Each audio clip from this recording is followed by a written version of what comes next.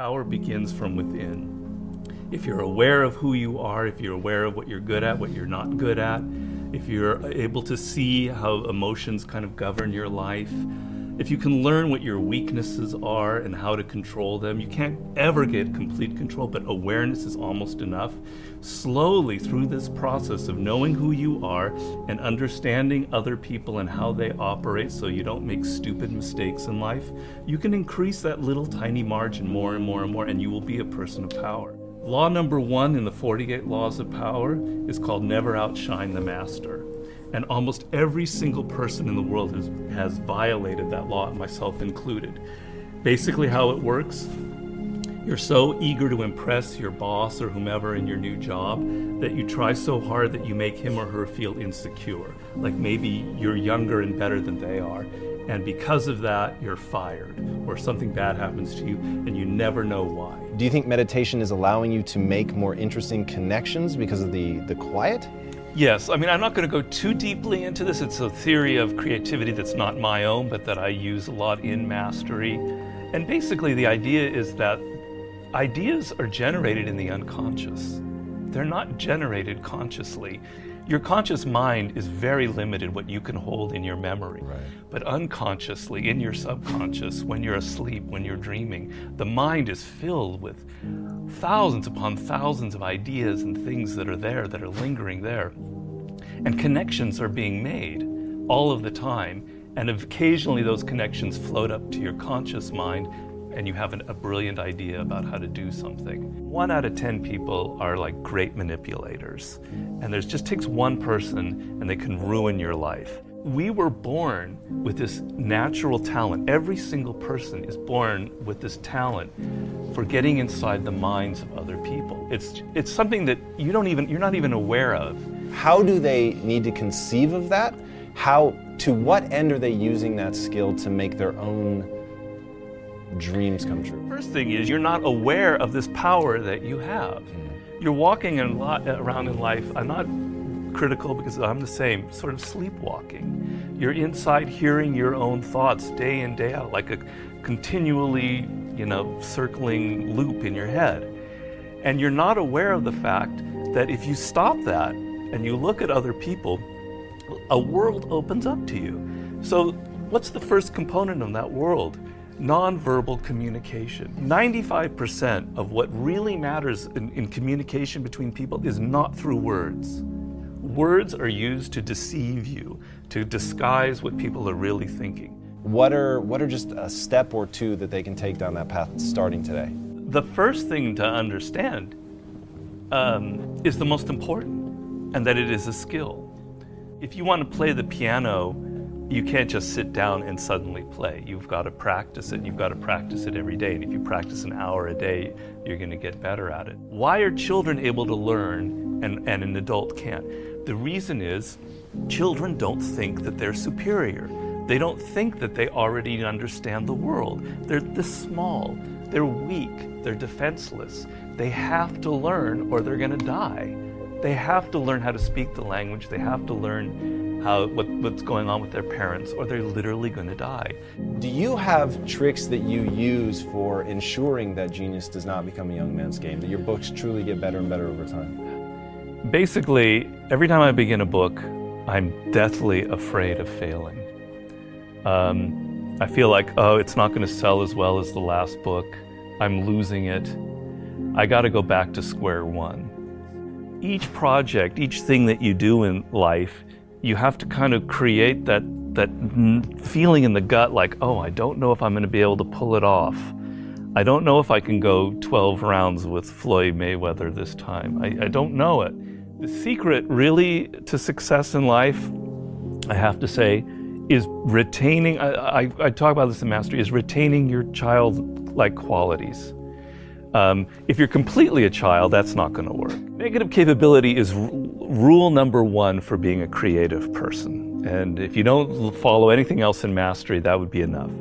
The ability to keep 2 ideas that contradict each other in your mind without feeling uncomfortable, without having to come to a conclusion. You can think about something without rushing to judgment and conclusion. You can be in the moment. You can say, well, it could be this, it could be that, it could be that.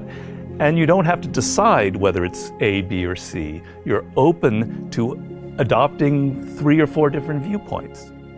If you love music, don't quit your job and play guitar. Like, you're gonna have a hard Right. time feeding your family. But you have advice for them. What is that advice? Yeah, but people say, live your passion. So these are cliches, and nobody changes their life based on a cliche. You've got to do hard work, and to do hard work, you have to have a roadmap. Somebody has to show you step to get there. Working for yourself, starting your own company, doing what you love should be everybody's goal. The process begins by first knowing what you really love. And believe me, I do a lot of consulting.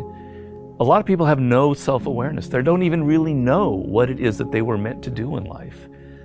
They loved music when they were a kid, but then they got into law or whatever because of their parents, and then they don't know who they are anymore. Well, do I really like music? You got to go through that process first of figuring out what it is that really connects to you in a deep, visceral way, what you loved when you were a kid, what still excites you. Once you go through that and you understand it and you've got some clarity about it, okay, how do I incorporate that in my life? So if you're 23 years old, it's a little easier. I love music, but I'm not a musician because I've not been practicing. I just love music. But I have a real good sense of business. I've been studying business and I have an MBA, etc. Okay, I've got to now find a way to craft a career that combines my knowledge of business and my love of music. And if I follow that and I do it smart and I plan it out, eventually what starts out with more business than music will end up becoming more creative as I get better and better at it. How do you prepare somebody to survive that initial stage of boredom and pain? Well, pain is great. You've got to embrace pain. Pain is pleasure. You've got to make the connection between the physical and the mental.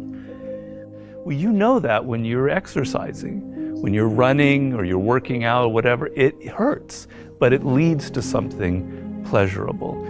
You have to be able to translate that to mental things. And if you make that switch in your mind, it is mind-blowing what can happen to you. Who are the most messed up people in the world?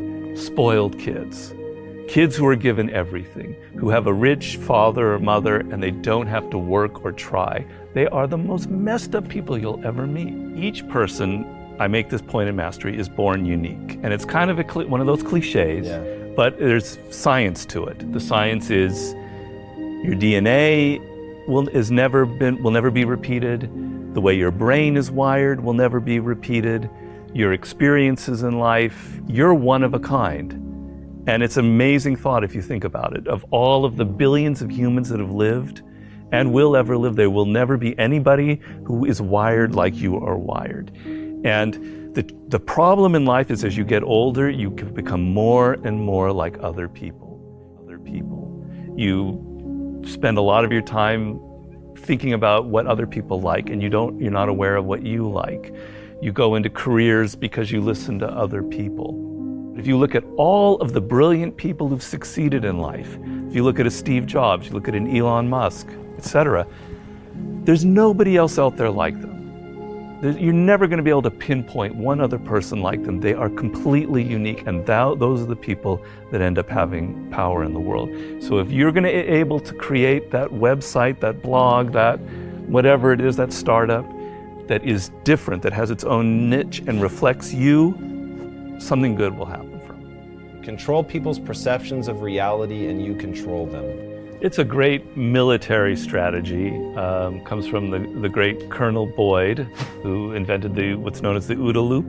And he came up with the OODA loop, which means orientation, observation, decision, action. You have to observe what is happening, orient yourself into the context of it, decide what you need to do, and act. We want to believe that there are shortcuts to success. We want to believe we can take a drug or we can do something that'll make it quick and easy. But the truth is, it takes grit. It takes persistence. So it's hard to understand what could happen to you in 10 years in a visceral gut way of what it means to have failed in life. And to me, failure in life is not having money. It's not realizing your potential. You're 60 years old and you said, I could have been this, and I never did it. That's like the worst thought I think anybody can have. And you don't think about it in the moment because your life is okay. But you've got to wake up and understand that there's an urgency here, and that if you're not practicing something now, if you're not aware, if you don't have a path towards something better, you're rotting on the vine, and that day of reckoning will come at some point, and it will be painful. You're not going to feel it suddenly, it'll be slow, but it'll come and it won't be good. Just being aware that you now have a plan is enough to lift you out of that depression. Okay, I'm working at Burger King, but I know I'm going to get to this community college and get a degree here after I save enough money. Having a goal is will change you completely from being depressed or not taking care of yourself to being energized and moving in the right direction.